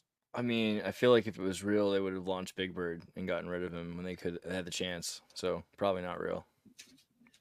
But then, what if they were easier to hide back in the day? I'm still worried about like Capricorn 1. Like, is OJ Simpson some weird Brighamite Mark a Ham thing? Like, what are they trying to say with that? Well, and let alone SpaceX has total connections with Mormonism because Dallin H. Oaks is Elon Musk's boy, and their #1 shareholding of the Mormon Church is Tesla. Just so people know. Really? Well, I guess because I would assume that they see the Neuralink and they're just like, oh, this is the next step in how we get to they wet their magic underpants is also, what happened. Jared Birchall is really important, right? Jared Birchall is the money guy for Elon in a lot of ways, and he's a BYU grad LDS. Jared Birchall is really cool. I like the idea that Elon Musk is surrounded in Mormons. I've seen him do like an interview with. I think he's a secret Mormon. I swear. He's got to be. Well, like I think a lot of Jews who are not super into like the Deuteronomist religion, like naturally are Mormons. They just don't know it. I mean, especially looking at like the Mormon cosmology, it's basically just. At this point, had been all these scholars at BYU studying ancient. An apocryphal Christian and Jewish texts, and so there really is there's a lot more to it even than just the Book of Mormon, like because of that. Oh yeah, put the Book of Mormon with the Kabbalah and let him have a baby. It's fun time. Wait, you're blowing my mind here that the CEO of Neuralink is also Mormon. Surprise! I guess I'm not super surprised. But sorry, guys. And also that Howard Hughes right hand money man was. Don't act like you don't know about Howard Hughes in the Mormons. Don't act like you don't know about Howard Hughes in the Mormons. Howard Hughes helped build Las Vegas, which we're going to talk about Howard Hughes and the Mormons later. Howard Hughes is my role model. Are you kidding me? I want to be Howard Hughes really bad. Like Howard Hughes is. I don't want to put jars of pee everywhere, but like, if that's what it takes. Howard Hughes is really interesting. He was a schizophrenic who had epileptic shock, epileptic seizures, much like our prophet Muhammad, peace be upon him. And it's interesting that he was taken care of by these sobered Mormons. He had hundreds of sobered Mormons that did everything for him. That right? were in the mob. They called them the Mormon mob, and we're gonna do a show on this. There's no such thing as the Mormon Mafia. Just saying. Just No saying. They such helped build thing. Las Vegas. You just such that's thing. the first rule of the Mormon Mafia is you don't talk about the Mormon Mafia. Oh, I remember Yeah. one time I was in Las Vegas and I met all these kids and they're all just like on ecstasy and they're standing there and they're like, they look like blonde Aryan Ewoks. They're just like all out of it and then they're That's funny. super drunk and you're like, are you guys okay? And they're just like, yeah. And I eventually realized like we built all this. We're staying here. We're building all this for it's our family thing. And like we just stay here like We're all on vacation. blonde, white, and delightsome. All of us. They were really delightsome, but it was just crazy. Like, yeah, I mean, because you think about, that's a whole other thing. Because you talk about Cuba, the mafia, the CIA, the Bush. Yes. We need to do a show on this. I've been telling him for months. Because right, like We Thomas, have to. the mafia had Cuba, and that's why in Guys and Dolls they have to go to Cuba because it's like that's where you go. It's 90 miles from Miami. You fly down there. Everybody has drinks. It's all the laws. It's lawless, and like they can pay off the government. And they have Batista. Batista just flees. They leave it to Fidel Castro, and then the mafia has to go to Vegas. And Vegas is instantly like, how are we going to build Vegas? Who's going to build Vegas? Well, the mafia has to hire the Mormons who do a lot of the construction. So it's integrated. When people think of Las Vegas, they shouldn't just think of the mafia. Mormons settled Las Vegas. Mormons settled Las Vegas first. Yeah. They were first to break ground. Yeah. Pretty cool. Yeah. Can Mormons It's a very gamble? cool story. That sounds like something a Mormon wouldn't be able to absolutely do. not. You're No, not in front of cannot. another Mormon. Yeah. But No, like yeah. but like also you don't, I think the thing is you don't really need to gamble. Like, so gambling, the idea of a gambling place is it has a lot of functions, right? Like you can wash money with a gambling casino. None. And that was what was cool with Minimal.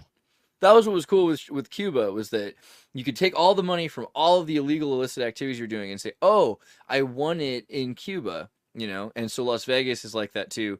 You can have a mobster go in and be like, oh, I won this, like in this circumstance. And you'd also have investments. Yeah. So the Mormons, instead of having like they're winning things, they can legitimately own investments in these buildings and businesses which are being rented out by these things.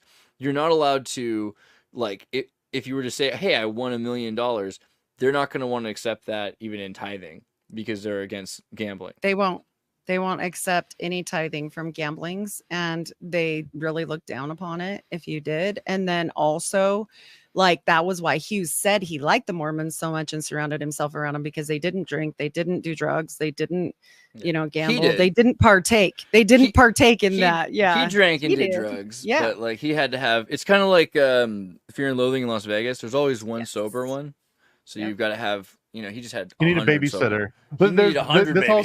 This touches on one of my favorite paradoxes of Mormonism in general, which is it's kind of summarizes like, do as Joseph Mormon said, not as he did. Like, everything we did comes from embracing astrology, and it comes from this concept of, like, I guess, treasure digging, but like he did it the right way, and he was the last person that can ever do it that way. And don't you try and do what Joseph Smith did, because then you've got too many Joseph Smiths running around writing, different books and stuff. So they have, like, there's a practical reason to squash that, but it's so counterintuitive to me that, like, the one guy that's able to commune with, as I understand, Moroni is not necessarily an angel, but a legit extraterrestrial being. So he talks to this extraterrestrial being that gives him information, but then says no one else should talk to the extraterrestrial beings, or maybe the Mormon Church is the one that then retrofitted that and said, don't. Joseph did that because Cowdery started saying he saw things with his stones too. And then he was like, wait a minute, listen, settle down. It's just me. And it's the prophet. He did sustain the prophet. So every time there's a prophet of the church, they can talk to God themselves. Yeah. But even extraterrestrial being or not, like, Moroni is supposed to be like a character of apotheosis who was alive on Earth, and then, so sure, from Kolob, lives on Earth, becomes Yeah, he's the ultimate big brother / mentor. He's like, look at how great you could be. I not the represent this thing ultimate that you could one. be. Not the ultimate one. He's like he's maybe you could say like David or other biblical figures. It's the idea that hey, some of the Jews were in 600 BC forced to go through the collapse of the Jewish religion, and they were controlled by the Deuteronomists. They destroyed all their temples, and then all of a sudden they were they destroyed the Jewish temple. They had to go to Babylon, and they were enslaved, right? We know that story. Shadrach, Meshach, and Abednego. Here's another story of a group of Jews, because they're nomadic, and some of them went to Peking in China, and some of them went to Ethiopia. Here's a group of Jews that went to North America, and they went right before that, and so they still had a number of the beliefs that weren't crushed in the Deuteronomist reforms. That's the main thing. Is it anti-Mormon day on Andreas Xirtus today? Or It's you definitely misunderstand. not I'm the anti-Mormon anti-Mormon. day. Only me. Heidi's the poop in the punch bowl today. It's not me or Andreas. If anything, as always, I'm the one on the fence, and Heidi and Andreas are kind of fighting Fence-sitter over you me fence-sitter metaphorically, you. like symbolically. I think Heidi has issues with like organized religion more than with theology and cosmology, and I can see that. Like I can see her not agreeing to that. She's a deep thinker, I'm a deep thinker. I don't like organized religion. He is correct. Yeah, and I think there's a lot of man-made hypocrisy in all man-made religion, and it's a bummer because people will say like the LDS faith is is it in apostasy or is it in perfection? I think like what's cool is there are still people that exist, and like you can like when you talk about the most objective thing of there are more people being made all the time, good people being made all the time, so that's a good sign. And can it be both? Can it be that there are problems in humans? And I mean, I think that's literally what everyone says all the time. They're like, well, this guy is not perfect and he's a prophet. So that's cool because that's really the direction that they should be going so they can figure out what is true and what we need to let go of. I don't know, Yeah, Thomas, people did aren't you? perfect. People are never perfect. It's always going to fail in every religion possible way. Like it's not going to happen. We're not God. Thomas, you did a video with Heidi and with Jacob Isbell, right? Did you talk with Jacob? Yeah. That was like the Magic Mormon Underpants video that we went into detail. So, like there are, I think what's interesting. I tried to get him to come, by the way. Oh, I should have hit him up. Was he busy? He's protecting his kids. I think he's working. Yeah. There are reasons why it's good for there to be an expanded view of these ideas. I like the idea of there being a broader. It doesn't have to be just people that are part of the Mormon Church, the Church of Jesus Christ of Latter-day Saints, the Church of this or that. Like it should be that these are ideas that are being shared and talked about by all kinds of people. I like that we're extending the hand to talk to Jewish people and seeing how much that connects with their faith. I liked it when we talked to the Rosicrucians and talking to people that believe in like Afro-mysticism and Egyptian philosophy, how much that the book of Abraham is actually like similar to beliefs in Nigeria. Like those things are cool, right? And I don't think it's done enough. Most of the videos that talk about Mormonism, right? They're doing it from an ex-Mormon perspective and then an anti-Mormon perspective. I don't think it has to be both. I think you can be saying like, okay, I'm choosing to build, if Heidi's saying she's choosing to build her own belief structure, she doesn't have to abandon what she believes. And I see a lot of people doing that instead. They're just like, well, okay, throw everything away with the bathwater. Which seems impossible. I don't think you can actually do that, which in itself you just become reactionary. Yeah, you just have like, so these people are like, I'm not going to be a Mormon anymore. I'm going to make videos about how I hate Mormonism all day, every day. Heidi. Especially on Sundays. I don't do that. Actually, Heidi's for videos me, aren't that. I just present ideas and then I present facts. Yeah, but and looking at the history and looking at the history. You're right. But looking at the history, I think it's really that's the difference. Looking at the history and criticizing is different than saying I hate all Mormons. Yeah, I'm not about that. Yeah, no way. It's half my lineage. Yeah, it's important. It's important to see like all of the flaws though along the way of things and to wonder about them. I mean, like it's not I don't think it's necessarily poking fun to talk about Quakers on the moon, right? Like it's like, hey, let's analyze that. How did that happen? There's one thing that always catches me up in every religion. It's not just Mormonism. It's also in like Catholicism. There was a great video that you pulled up on Think Tank a few weeks ago, but they were talking about like, no, Daniel, that's not the Trinity. The Trinity is like there's all these different interpretations of what the Holy Trinity is, and that anyone that believes in one particular one, like they're wrong because there's another version that disproves it. And Mormonism, though, feels very much like that to me, that every time that I feel like I latched on to something cool about Mormonism, I saw Battlestar Galactica, or I hear some little thing. I hear about Kolob. And I'm like, okay, no, that makes sense now. I'm actually, I think I'm on board. And then someone will immediately be like, well, we don't actually believe that anymore. And it's like, well, can you at least give me like a stable release version, like an LTS LDS, right? So that I don't have to keep focusing on this moving sort of target. It's the mainstream. The mainstream bends too much to I think the King Foley Discourse, if you read Joseph Smith's King Foley Discourse, which is his last speech, it's the summary of what should be, in my opinion, Mormonism. Now you could look at which they put in the Journal of Discourses and said it's no longer relevant, which is terrible. Yeah, this should be in the quad. It should be a quint. It should have it should be an even thicker book, in my opinion. But realistically, you could also just print this as its own book, and people could carry this as a book and not carry the quad. And I'm boldly saying that. I think this book is pretty much the most important thing. If you've read the rest of it, and you read the rest of it, and you also continue to read, the Book of Mormon. But the King Foley Discourse, he says everything about apotheosis, about spirit of man, it's about spirit and matter in general, about how the universe was created, but how things existed before that. What the no thing is. This gets into some of the Ein Sof philosophy, the Kabbalah. This stuff is really deep, and then they threw it out and said it was bad. And I'm like, okay. Brigham was like, there's complications to this with Brigham's path. I think that's kind of the thing. But he also used a lot of it. Like the idea of becoming gods in apotheosis is a major point to Brighamism. I just think is this controversial or debatable that individuals can receive their inheritance and be made equal with him being becoming Jesus. Gods? Him being Jesus. They support the Adam God theory. No, yeah, they support that. That's what the temple ceremony. But this doesn't mean the same as becoming the source Yahweh, because there's something different between the Elohim is plural, right? And there's a pantheon, and it's not a trinity. And Jesus Christ is the created Son of God and is a God, the son of the source, right? Is the embodiment of the source. So you can become like that because you are made of the source. You are the embodiment of the source as well. And in the Bible, it says you are co-heirs with Christ.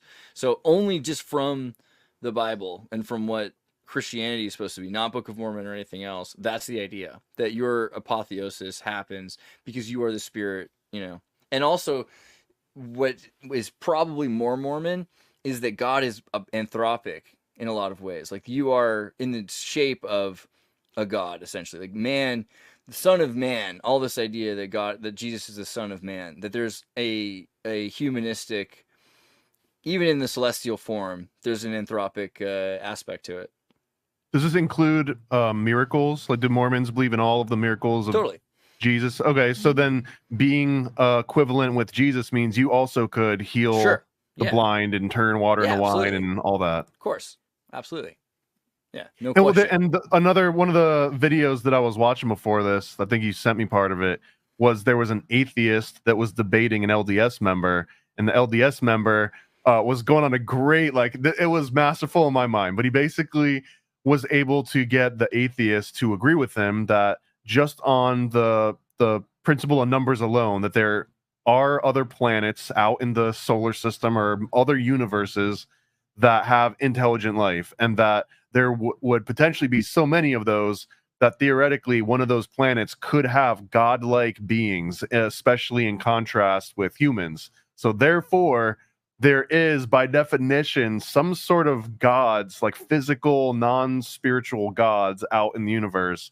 And then if you believe that, then it would also correlate that you could, in theory, become a god in that definition. and he even got the atheists to agree with them on that sort of level, which was interesting. Right. But Yeah, is there something more to that? Like, isn't there like a spiritual component that has to be implied with being a god in Mormonism? So matter is spirit moving slow enough to be seen, and that all energy is spirit. So everything is made up of spirit. So there is a celestial conscious or primordial origin before material form. So it's not that material is creating phenomenological diversity. It's that sacred geometrical structures are in divine, shapes, are in divine truth and divine principles are leading to furthered complexity. No more stones. Well, no, there are, because like here's a magic rock, with crystal here's a scrying mirror with crystals Yes. in it, right? Fair point. Yeah. Yeah. So I don't know, man. True that. Obsidian it is. Yes. LCD. Yeah. Liquid crystal display, y'all. But also, I think we mentioned earlier, like the presidential assassination is relevant. First presidential candidate ever assassinated.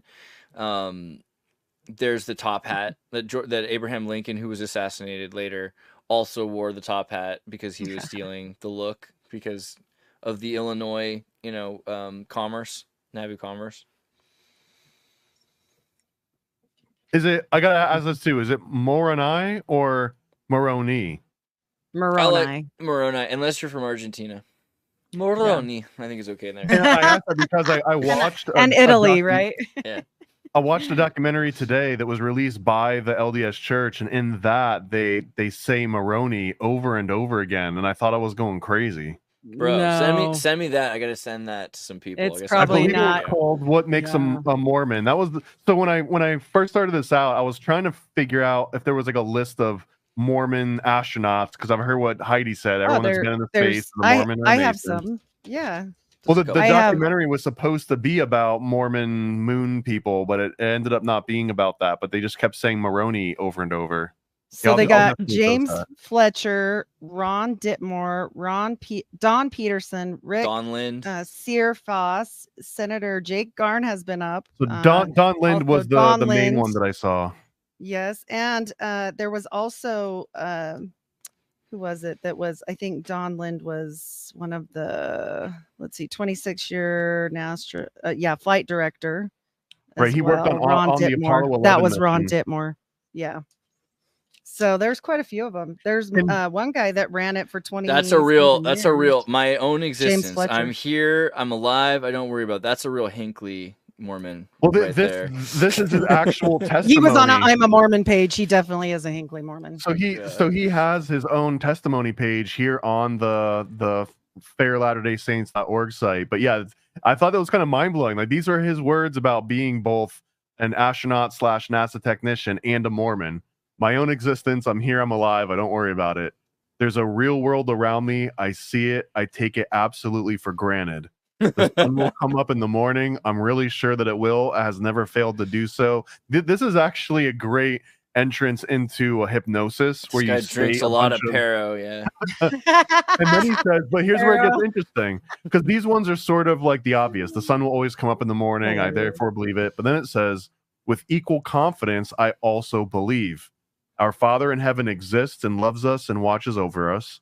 Jesus lived on this earth, performed great atonement, and is our Savior and Redeemer.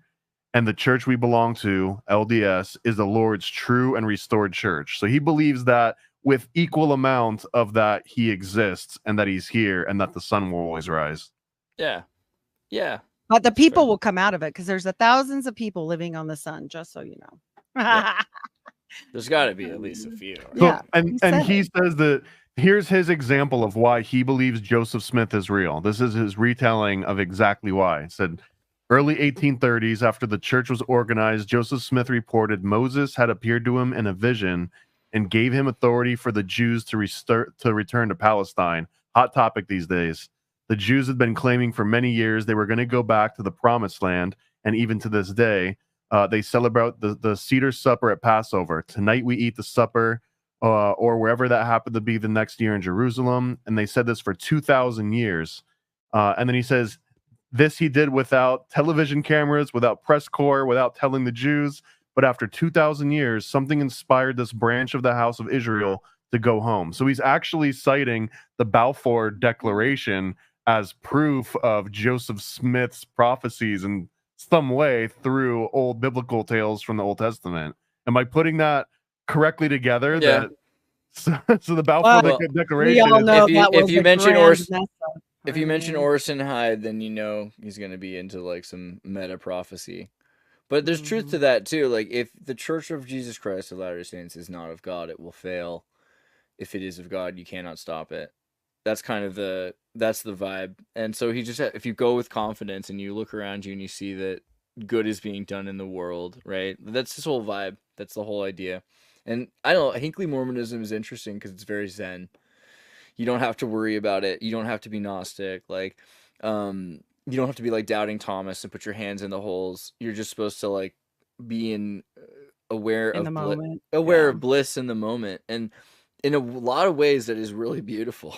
I grew up in Hinckley times, so Yeah. yeah, it was a different time. I mean, we were this, more. You were this proud being to be more. completely foreign to me. I hope it doesn't come across as like taking this the wrong way, but it almost sounds like that's the perfect environment for cult mentality, where it's like, don't worry about what it says, just go with the flow, go with the vibe, which kind of leads into I was just doing my job. Like that's kind of where that, right? Well, I mean, maybe. I mean, so that's the thing. That's the cost of ignorance is bliss. But Yeah. then we're living in a time where we have a lot more criticism, and maybe the hope is that out of criticism we'll get to a sustainable place that we could go back to. We could go back to having faith in and trusting and allowing to go with the flow. I can see why people aren't ready to do that yet. I think they just need to quit lying. And this goes for and Xirtus knows that this is how I feel about things. Anything that isn't fully on the table, I don't like, because I think people should have the opportunity to choose. And I think that's where I got really pissed off at the mainstream church, because they lie to people. And then you get there and like you said, you're like, what am I doing? Like, you're just a yes, ma'am, yes, man. And that never sits well with me. But Xirtus knows that this is some of the things that I've said before that I think is good that could change. So this could be you, but apostates want you unhappy. Oh. Why? Let's actually explore that. Why do apostates want you to be unhappy? Is that just a hyperbole, or is there a real mentality in Mormonism? Hell. We're going to hell. Misery loves company, so they're going to hell, so they want you there with them. It's not real hell. Mormon hell is different than real hell, but yeah. I mean, the idea that Jesus went to, like, it's kind of a cool idea that, you know, you sacrifice a god, he dies, he goes down taking the sins of man, he's got to go to hell then technically. But you're a god, so it's like light in the dark and just cleans out hell. So now it's just this empty cavern that's probably clean, you know, no spider webs or anything. So that's kind of a nice, you know, but it'd be kind of boring compared it's also to dark kingdom and completely void of anything. So that was another thing that came up in the Mormon doc, and it was called to What Makes a Mormon.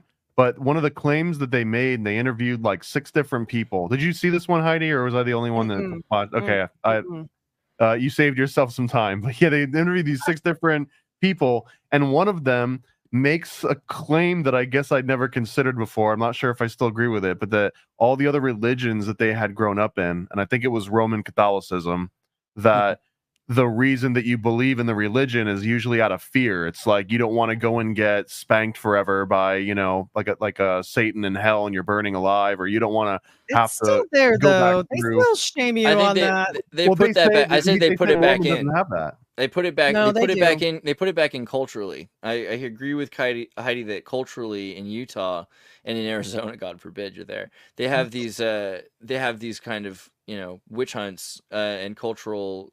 Yeah, but not in the religion itself. If you look at Joseph Smith and what he said, it's more and more about how you can make your life better and you can live forever with each other, and there's nothing about hell. And he's built this kind of alternative to running from a nightmare towards running towards a dream. So that is that's not the way that they do it though, because they'll be like, oh, you have tattoos, or Oh, and again, a lot of people will say this is only in Utah, though. I don't know. Like, if you're outside of Utah, do you think Idaho, it's the same? too. Yeah, okay. But again, Idaho. outside of like the Deseret Brigham centric culture, I don't think it's as strong of a problem. Because if I you don't know. just I grew up mostly in Idaho. Like, really, honestly, my first 12 years were there.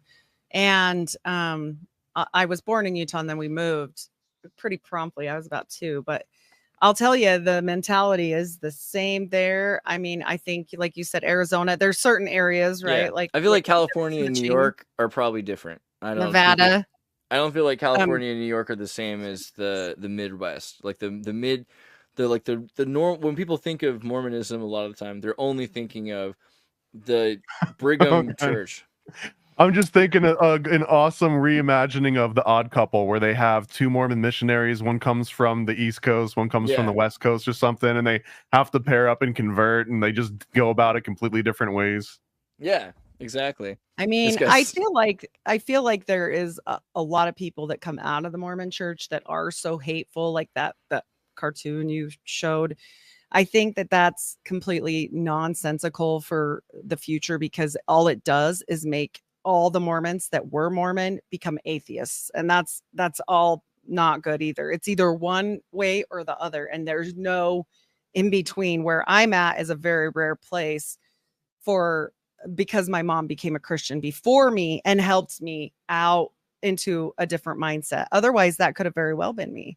But I I think it's important that we, as a collective people, not just Mormons, but the communities in general, do not ostracize people in general for what they believe, which is why I do the other show with Exmo Joe, who's not only an atheist and ex-Mormon, he's very left-wing, he's very opinionated on certain things that I don't agree with, but also he's a person that I really like. So I don't know why we have to be so weird to each other. Like, Well, I don't. I relate to that too, because a lot of people that I know that grew up Catholic, they either go all Catholic or they become like straight up atheist to the Yeah. point Or where they're like devil worshippers. antagonistic. Yeah, well, I Yeah. mean, I want to say as much as devil worshiper, but they become Here. anti-Christian as opposed to just being atheist. It's like instead of just leaving it on the table and walking away, now they make their personality part of It's like like the making sure no one else daily. wants to Yeah. like it. Yeah. You I don't feel want to like be a Christian. Yeah. You got I to feel come out too. I feel like that's also a weird thing because, we talked earlier about the Deuteronomist and like the idea of a pantheon. I've seen that a lot where the Christians are arguing with the Mormons and saying that they're different. And it's really weird because they're not there is, and even the atheists, there's room for all of it. The idea, like you just said, for atheists to find that something could, in a Warhammer case, evolve into a godlike thing, and that could have probability to repeat itself. That's not even separated from the idea that there's source, which is a non-anthropomorphic thing, which is kind of an atheistic way of looking at the universe. Like God has to deal with the laws of nature. God can't break the laws of nature in Mormonism. So that kind of says a lot too, which is you could connect that with atheistic science. So I feel like everything should, yeah. And someone here, Roy, is saying, is Mormonism a Christian heresy? Totally, because Christianity They don't itself believe. is a heresy, right? Like the word heresy only means to make your own choice, right? It comes from school of thought, heresis, right? Philosophical sect. So Christianity is a heresy, and people get really upset because they're like, "Oh, the word heresy was used I by want to see you Christians." perform magic also. I God, thought right? that one should have been on the screen. I have seen him do magic, but it's only I off. believe that Xirtus It's could. I it's on the actually believe. Patreon streams only. So if you're a paying Patreon, you've seen Andres do magic. You gotta be careful. Oh, though. there you go. I believe it. He's magical. What does Mormonism have to do about a ton or a 10? Well, you could say like Atonism. So Mormon, I have a problem with how I push my beliefs that are separate, and I'll make sure that it's clear. Talking to pretty much any LDS, they're not going to tell you that Moses is Akhenaten, but I'm pretty sure that he is. The more you look at it, it's pretty clear that this idea of Moses happening at the, let's do the map again for the people that remember.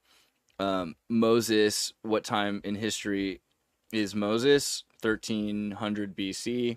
Let's just do I'll pull up the map here, 13th century BC. Here, check that out. Yeah, Gordon B. There's a joke that Gordon B. Hinckley had parties. By the way, I saw that. Not joke, actually. There's an accusation. Is this what you're showing? I can't Yeah, tell. I was trying to go to here. So 13th century Moses, and the majority of scholars see the biblical figure of Moses as a legendary figure, while retaining that Moses or Moses-like figure existed in 13th century BCE, right? Maybe 1391 to 1271 BC. Okay. Akhenaten, that'll work. Akhenaten, 1356, 1336, 1351, 1334. It's like within 50 years, just about, right? So it's so close that it's almost impossible for me to imagine that it's not talking or referencing Akhenaten. And who is Akhenaten compared to Moses? Well, Akhenaten is someone raised from the Hyksos who becomes the pharaoh. Hyksos is a tribe that's taken over for a century several times before in history. There's a drought that happens right before this 200 years earlier. They end up buying all the property of all the locals. There's a guy named Yuya. Hold on. One more time. Open up my screen. That's actually a weird true statement. No. What Utah is a swinger state? You got to be careful. Yeah, because in California they have to be dedicated, polyamorous. It's really weird how terrifying. Yuya, sorry. Yuya was the sun priest of Heliopolis and the divine father, and most people associate with, Joseph in the Bible. So the idea that Joseph in the Technicolor Dreamcoat. So several centuries prior to Moses, prior to Akhenaten, this person, Yuya, is in charge. Which then you get to Atenism, because Akhenaten, he creates this religion. He forces everyone to leave Cairo to build a new city called Amarna, where they're now worshiping. That's my husband. MS-13 Mormons. The monolatry of Aten, the son of God. Right? So this is the beginning of the monolatry. There's supposed to be a pantheon. There's still many different gods. There's now all of a sudden the sun, the solar disk of God, is more important than any other god. And this is the only god that we'll have anything to do with. So is this what Brigham was talking about, do you think? I think so. When Brigham was saying that we come from the sun, that Adam and Eve came from the sun. Yeah. And that and even the idea of, Michael, like in Adam, and that this is the only god that we have anything to do with. Like there are other gods, but we only have anything to do with this. How long did this happen? Amarna, the city where they built, let me look up Amarna. Amarna was around for 40 years, just about. So you got 40 years where they've moved everything out of Cairo into the desert, and they built this city. And then the city's torn down, and then they're forced out. And they can't go back to Cairo because now they're no longer allowed because Ramses is in charge. And so the idea that Moses loses his eye, maybe had his tongue taken. These are several of the stories about how Akhenaten's taken out. And Akhenaten's like destroyed essentially. And then they continue on, the priest class, northeast into the Canaans, which is where, Jerusalem and the 12 tribes are. And then that leads into the, building of the Jewish empire, the destruction of the Jewish tribes in the 600 BC, the Deuteronomists. So it's like there's this Stockholm syndrome of all the slaves in Egypt, the erasure of their Egyptian culture, their Sephardic, Semitic Egyptian culture, and this creation of a new religion, which is like in the Secrets of Nim, where the rats get rid of human culture. Like this Egyptian Semitic culture gets rid of its Egyptian roots and revitalizes itself in the desert. And out of that comes modern Judaism. Well, not quite modern Judaism. Prehistoric. I think somebody mentioned too that there weren't certain books owned by the Smith family. I just want to say that the brother went to Dartmouth and was probably always bringing home books for a very sick Joseph that was still healing from a bad leg wound with typhoid fever. So I just think that there's not, when people say that he didn't read certain things because he didn't own it, you don't have to own a book to read a book. Well, Yeah, there and was also there was a book that we read recently for a previous episode called Magic and Mormonism or something like that. Yes. And the author of that book went to great lengths to show that there was a local bookstore that kind of specialized in old astrology and like mythological tales that was literally within walking distance from where Joseph Smith was. So And it's Lumen not completely Walters. out. Yeah, Lumen Walters was also Emma's cousin, who was a traveling doctor who had just come back from traveling over to Europe. So he probably had a ton of stuff with him. I mean, Like, that's also that's the thing. I hope so, because that's even more yeah, cool. I think so. If he had access, I think so. I mean, I don't know. it's not enough. I mean, it's okay. So it's like one way or another, whether it's just a kid who's a median who's picking up on the vibes of the time and the energies going around, or getting, divine message from that. A guy who's also, through the material reality of the universe, picking up on information that's been recorded and saved. Yeah, it's too similar to Muhammad's story. It's too similar to Crowley's story. Crowley wrote about Joseph Smith being a moon child. On top of that, like, it's too close to all these channeled people, like, to just throw it out and say he was high on mushrooms. I think that's ridiculous. That's absolutely stupid. Like, when people say that to me, I'm just like, I just think it's might also, be an anti-Mormon, but that's crazy. Like, and I think also the idea that at 13 years old he was that well read, even if it's because he's got a broken leg and he's reading, Aleister Crowley and Tibetan mysticism. That is a base 13-year-old. I'm just, one way or another. I do think he was a very smart. I mean, his mother was known as a Scottish healer, and his brother was super smart. I do think they were a very bright family. But these bright valedictorians today are all woke and they don't know what's going on. They don't read the Tibetan. But I think Manly Palmer Hall started writing his books when he was like age 17, and he got criticized for that in retrospect. But I mean, he was a very real. I don't think anyone's disputing whether or not Manly Palmer Hall was a real person or actually owned books or read books when he was 13, right? Yeah. I mean, look at President Kennedy. Like, he was super smart because he was sick as a child too. Like, he was cooped up in a bed, and they say that's why he was more well read than anybody else in his family, because he couldn't do anything. Just sat there. Well, that and the nurses. But anyway, we won't go there. Joseph was at home. He wasn't in the hospital. Gypsy Rose and Bubble Boy. Those are going to be like the templates for the next prophets of new religions, because it's just about being pent up in bed and having all the time to read religious texts. That's absolutely true. She's pregnant now. Maybe she'll name it Christ. Or it's actually, is it a solar baby or a moon child? Is there a difference? Oh boy. Bubble Boy prophet. I could really see that. Yeah. Depends. Quaker. Do you want to dress like a Quaker, or do you want to dress like an Egyptian? I like the Quaker hat. The Koreans wear the Quaker hat. I've always been a fan. See? I'll try a top hat and see how I feel, because I always felt like a top hat would be practical for doing like Enochian not a magic. white one though. I was so surprised it was white. I like have you watched Holy Mountain, Jodorowsky's Holy Mountain yet? Mm-mm. Get that no done. I'll write this down. Get that done. That one's Jodorowsky's Holy Mountain is all about apotheosis. Just maybe the kids aren't around for that one. Yeah. Okay. Thank you. John Lennon met Jodorowsky and found out he was working on the film, and he handed him like $5,000 in cash and said, "Call me when you need more money." So like you can actually see in the movie where all of a sudden they get money. And the sets change. It changes. Things are all of a sudden updated. But it's freaking great. It works really well. And actually, it's for the point of apotheosis and self-manifestation. That's like, it's pretty good. Somebody likes your comment. Get that done.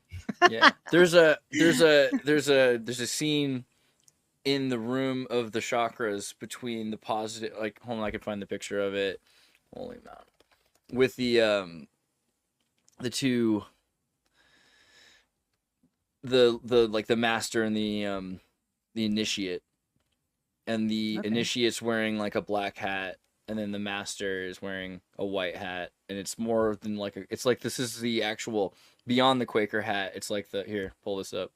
It's like the Korean magician, the super tall, you know what I mean?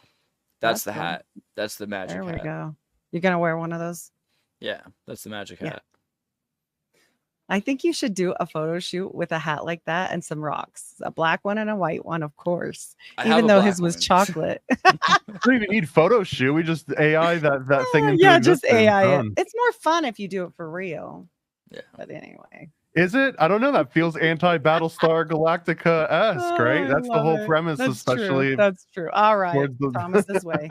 Well, I mean, I would expect critical of transhumanism being an exmo and all. Do you I relate to mean- that? Are you anti-transhumanist now? I am definitely anti-transhumanism just for myself. I just don't want to be alive and not be able to die, much like the Bible says. Well, if you're transhumanist, you could shut yourself off, right? I mean, isn't that kind of? But they prayed for death. I think that scripture is about transhumanism, honestly, that someday they'll be alive and not able to die and they'll pray for death. And I just think, I've had enough really bad problems in my life. I don't know if I want to do that forever. I'm good. I'll wait. I'll slumber. It's okay. I mean, could Cylons turn themselves off? Yeah, I think so. Well, maybe They you're not could. allowed to turn yourself off because I just watched Terminator 2 and he's not allowed to lower himself into the lava pit. Well, Yeah. See, I'm Well, worried in that about same context, I guess it's like an advanced version of a Cylon, but in the remake of Battlestar Galactica 6, and there was almost a correlation between 6 is the Balthar- number of Abba, right? Of father. Well, in Well, Gematria. could 6 be a Moroni to like Joseph Smith being Baltar in that case? I think that's kind of the Nephi Moroni reference, yeah. I know this. Thomas, don't you and Juan dig me up and beat me with dog dicks. I will be very upset. That was one. You do that one time to someone, and they think it's going to happen every time. We told you that was No, it was- initiation. It only happens once. It was just so funny. I had to. I'm sorry. That's nothing Yeah. to do with Mormonism, people. Sorry about it. I mean, it could, because after that step, then your body fills up with bees and explodes. And didn't we just That's find out probably that what the would new happen. Mormon NSA data center is called the Yeah. Bumble Hive? So Well, this is the beehive state, sir. We do have the beehive on our flag. Everything's about bees here. You should take a look at downtown Salt Lake. You should come here. Like we said, Xirtus and you should come here and we should go do a thing. It'd be we fun. figured out we could just AI ourselves there, though, and it's the same thing. Oh, no, that's not as fun. No, Then we it's not? can't drink Okay, beer okay. together. See, that's your Yeah. anti-transhumanism talking, though. I wanna do real cheers. No, I I'm don't down. drink I beer. told you. I think that I drink my bubbly. plan for travel like that would be a Comic-Con. So I know there There you is a go. Salt Lake City Comic-Con. So that would There probably is. be around the point where I'd try and plan for that. Oh, it's a big deal here. As you can well see, all of this, it is a big deal. I've never been to one, but boy, the people that go get into Would I do better if I had a pro-Mormon comic on display Yes, or an anti-Mormon absolutely. comic on display? You could have both, but I would say pro at Pro? this point. All right. Well, in that case, Heidi, you're not invited, but Andreas, if you want to work on a No. pro-Mormon comic book, I can be quiet and root for my brother. It's fine. We can get her a disguise. It'll Yeah. get her a bonnet and some sunglasses. They will, That's right. little name Nobody tag. knows me. I We'll look give like give every her some Mormon lady. platforms and a Quaker outfit, and she can be a moon Quaker. Yeah, I look like every Mormon lady out there. Don't worry. That's That's- true. that might be the angle. Moon Quakers, I think, There is you something. go. That, yeah, there's something to it for sure. I'm white and delightsome enough. Don't you worry. Well, I think we're at a good natural spot to start winding down a little bit. Is there anything within the context of Mormons in space and moon Mormons or anything that we didn't touch on that we should for a part 2 or even a tangent right now? I do think it's good to note that Neil A. Maxwell, clear in the 90s, did say, "We are not alone. Many are inhabited. This is a universe of order in which Kolob is set nigh." And that was in the 90s, and that's when I grew up. And this is what I remember. So I think that's good to put out there for people just to remember that Kolob was real at one Yeah, point. it's So, the way that I look at that. It's like you grew up I grew up when you could get toys in your cereal, and then they took those away, and people Me can't too. understand. And it yeah. kind of feels the same way that you grew up with a little bit of Kolob in your cereal, and now kids can't get Kolob in this cereal. But if they Sad. did, it might have been more appealing. Yeah, for sure. It was more fun then. Absolutely. There's a lot. Even of though more- I just had to have spirit babies. I mean. there's a lot of, like, I'd say Parley P. Pratt, Orson Pratt, like these read the Pratts, and Yes. I don't know. There's a lot of weird celestial magic that's beyond I just have like one the space. quote Yeah, of go for it. Apostle Orson Pratt. Mercury, Venus, Mars, Jupiter, Saturn, Uranus, and Neptune, were all these made for nothing? No, that's the one you had to. So these were all kingdoms to which there is laws and Journal of Discourses. So these are all, and Pratt goes deep into this, but it's all about not being made for nothing when you get to Pratt. Yeah, I mean, there's a lot, but a lot of them also talk again like the luminaries, and that there's something more celestial about it. If you read a lot of the 1890, like Signe Rigdon, even said some kind of spiritual ideas of space, and I think it's worth like we talked at some point about Treasure Planet, which is a kind of Mormon's take on space, and it's not like I that's the way I would look at it. It's not space the way NASA shows you space. It's more like you're living in a space, and there's celestial realms and terrestrial realms and celestial realms. Yeah, have you seen Treasure Planet, Heidi? Yes, I've seen Treasure Planet. Do you feel that there's a strong Mormon correlation within that movie of an intergalactic treasure hunter? Definitely, completely Joseph. So I don't know. They try to hide this. And it's not hidden. They should just put the tags on everybody and we'll know. The little Mormon elder tag. Just say elder. They don't have to put anything else. Yeah, sure. We didn't even push it that hard when we were talking about it. But like the most logical conclusion is that Treasure Planet is about Joseph Smith searching for that treasure. I feel like I was pushing that. I feel like that was my angle. Pirate Kid treasure, by the way. That is the pirate's name that they were searching for. Pirate Kid. Just so you know. Pretty exciting. All right. Well, Heidi, tell everyone where they can find you for even more. I have lots of Mormon stuff. That's for sure. Not all of it's bad, but I do like to focus on my Patreon all about Mormons, mayhem and murders that were all done by Mormons. Doesn't mean they're as a collective of bad people, but it is interesting. Murders. Some of those are good murders. Yes. Hey, dude, some of them aren't murders. Yeah. Some of them are just mayhem, which is fun. Who doesn't like a little mayhem? That is at the Unfiltered Rise on Patreon. I'm also everywhere podcasts are served. You can find me all over the place at the Unfiltered Rise or Heidi Love. Thank you so much. And who is Xirtus? I am Andreas. I usually go Xirtus, but also Xirtus. And you can go to andreas.me or xirtus.com or youtube.com/Xirtus, or go on to the Twitter or X for the X Xirtus. Ha ha ha. Yeah, watch Think Tank with us on Tuesday. Yes, Think Tank on Tuesdays. Again, this is monthly Mormon Monday. I don't think we've ever actually recorded it on a Monday. Usually they're pre-recorded and we air them on Mondays, but we do them live. And the only reason we haven't changed the name of the show is just because the damn theme song is so catchy. It would be a travesty to throw the baby out with the bathwater, but maybe there's something coming eventually. But yeah, come follow Paranoid American for more of this stuff. On top of that, the reason that we're doing all these different moon shows and moon themes and live streams is because I got a comic book coming out called NASA Comic, Never a Straight Answer, and I'll play a little outro commercial here as we wind down. Wait! Before you do, Donkey Jaw Acolyte brings up a good point. You guys should check out the Picatrix. The Picatrix is like a really important Islamic... I think Heidi brought up the Picatrix a few times too. Yeah. Cool. All right. Make sure you guys get that book. Go read that book. Check it out online. That's funny. Well, I love you guys. Thanks for joining me for another one. Much love. Here's a NASA commercial, so you don't have to hang around for the whole thing, but I'd appreciate it if you did. And I'm talking to the audience. You guys are excused. Love you guys. To Betsy. Hey. Thank you for watching/listening to another episode of whatever you're listening to. Paranoid American Podcast, Occult Disney, Paranoid Programming, Sound Science. There's a bunch of them, but whatever it is, I appreciate that you're listening/watching to this right now. And if you really want to support Paranoid American, if you didn't know this, in addition to being a podcast, we've actually been publishing comics since 2012, so over a decade. While I was still at Disney, I started this company to publish a little book called Time Samplers, and it's exploded into 60 different titles at this point.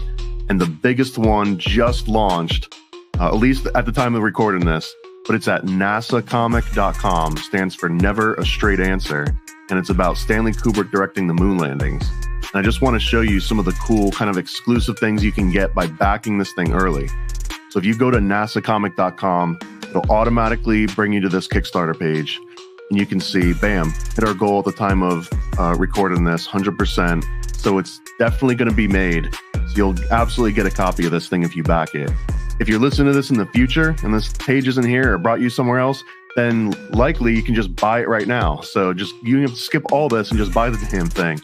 But here's a couple little previews of artwork. Here's different variant covers that are for offered. This top left one, I actually have in print. I got a couple of prototypes printed up just to make sure that it would look good. It looks great, looks amazing, full color, gloss pages. It's got a nice hefty weight to it because it's 40 different pages of all unique art that you haven't seen before. There's also going to be a variant cover. There's going to be a foil, hollow foil cover. And then there's a little postcard print that anybody that gets a physical copy of the comic in any form, they're going to end up getting this postcard size print here. Here's some different artwork samples from the 3 different artists that contributed to this book. And then here's the important part, the rewards. So by backing this project, you're going to get to pick some different kind of reward tier. The entry level one is this digital deluxe, which has the entire book in digital form. You'll get a PDF. It's also going to have an additional 8 different pages that aren't in any of the print versions, just because they were maybe some were a little too spicy, maybe some were a slightly different art style, but I'm going to give all that in the digital deluxe along with some wallpapers and some MP3s and stuff. If you want the print one that I was just holding up here, then the entry for that one is $15. With that, you're going to get that little postcard print I mentioned. You're going to get a trading card. You're going to get a bookmark, and you'll probably get some other stuff because I always throw in extra freebies. You can ask anyone that's bought anything from Paranoid American. I hook it up with lots of extras. If you want the variant cover, which is only available in this campaign, there's a $19 tier for that. It also comes with an extra sticker. If you want the hollow foil, then that one is $29. These ones are going to be super limited. Like, these won't exist outside of this campaign for the next 30 days. So if you are listening to this in the future, sorry you missed out. You might be able to snag one in an upcoming campaign if there's extras. But if you really want this hollow foil, and you should, you can get it right now for $29. And then we've got a couple other tiers after that. We've got a 55th anniversary special for $55. That has the main cover and the foil cover and a sticker sheet and some other goodies. Here's the best value, basically. There's a $99 Cosmic Conspiracy tier, over 40% off of all the different things that are included. So this one's going to come with the main cover, the variant cover, the hollow foil cover, 3 or 4 different sticker sheets. It's going to come with 6+ stickers. It has the trading card, a bookmark. It has a custom Paranoid American Room 237 keychain. And I think the highlight of this is it's going to come with this custom embroidered Stanley Kubrick patch based on the Apollo 11 design. And if you keep scrolling down, you can see all the other extra reward tiers. All of the different items are going to be described in more detail. And I want to show you this patch right here. It's a 3-inch embroidered iron-on patch. You can put it on your Molex bag. You can put it on, anything, hats, backpacks. This is the first time we've ever done one of these custom patches, so I'm really excited about that. There's also a custom fake moon landing playset that you can select as an add-on when you go to checkout. So speaking of, let's say that you're sold, you want to get a copy, you want to help support Paranoid American, you haven't used Kickstarter before, the easiest thing to do is you just click on this back this project button on the page. It's both at the very top of the screen and it's at the top of the page. So you can click either one, back this project. And from here, it's going to be like a typical checkout. You're going to select which of these different tiers you want. Again, I highly recommend this $99 Cosmic Conspiracy combo. It's going to have every single thing that the campaign has to offer that's exclusive to this NASA book. You click on that, you pick the country that you're in, and then you just click on the pledge button. There's one extra last step where it's going to ask you if you want to do any add-ons, if you want to throw in like a trading card pack or another keychain or anything else. You can get some huge discounts on the backlog of Paranoid American comics. But let's say you're done with that, you click continue. And then finally, if you don't already have a Kickstarter account, you'll be prompted to make one. You can link it to Facebook. The rest of the flow is just like any typical checkout online. So I really appreciate if you would take a look. Please just back the comic, back nasacomic.com. Anyways, back to your regularly scheduled programming. Spread the word with propaganda packs, all for just $40 shipped at paranoidamerican.com. Paranoid propaganda packs. We got facts on these sticker slaps. So grab yourself a stack and go attack with these paranoid propaganda packs. These huge all-weather slaps will last in public for years to come. Remind citizens that birds are not real. Self-immolation is an option, and might make you magnetic. Do your part and get a propaganda pack today from paranoidamerican.com. Yeah, paranoid propaganda packs. We got facts on these sticker slaps. So grab yourself a stack and go attack with these paranoid propaganda packs. What are you waiting for? Go to paranoidamerican.com right now and get a paranoid propaganda pack.